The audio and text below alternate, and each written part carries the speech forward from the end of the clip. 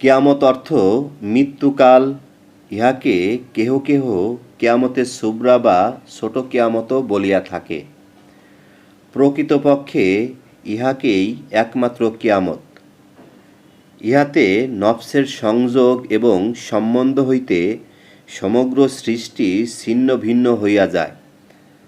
জান্নাত অথবা জাহান্নামে না যাওয়া পর্যন্ত কিছুই তাহার জন্য বাকি থাকে না। কোরআনে বলা হচ্ছে, আমরা জীবন এবং মরণ সৃষ্টি করিয়াছি তোমাদেরকে পরীক্ষা করার জন্য। মৃত্যু সম্বন্ধে জানিবার ও বুঝিবার অনেক কথাই আছে। মৃত্যু আল্লাহর দিকে প্রত্যাবর্তনের দ্বার বিশেষ। কিয়ামতের মধ্যে আল্লাহর ভয় প্রদর্শনের ব্যবস্থা রাখা হইয়াছে।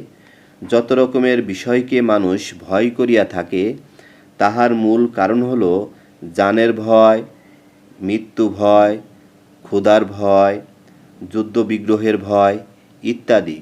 সকল ভয়ের মূলেই রহিয়াছে মৃত্যু ভয়। আল্লাহ তাআলা মৃত্যু ভয় সৃষ্টি করিয়াছেন মানুষকে পরীক্ষা করিবার জন্য। সত্যকে বুঝিয়া লইবার পরেও মানুষ জীবনের ভয়ে অসত্যকে গ্রহণ করিয়া থাকে, বিশেষ দুই একজন ব্যক্তি ছাড়া।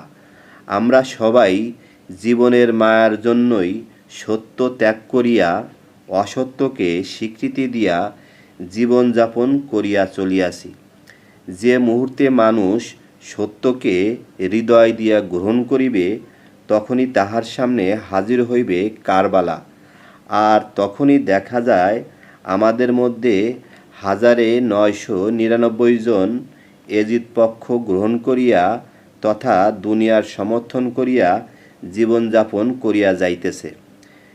মৌখিক নহে, কার্যত সত্যের স্বীকৃতি দান করাই হইল আল্লাহর দিন পালন করা। সকলেরই জীবনেরই কারবালা আছে। ইহাতেই হুসাইনের পক্ষ সমর্থন করিয়া মৃত্যুবরণ করিলে সেই মৃত্যু মধুর চেয়েও মিষ্ট উল্লেখ করা হয়েছে সুফি সদরুদ্দীন চিশতি রচিত।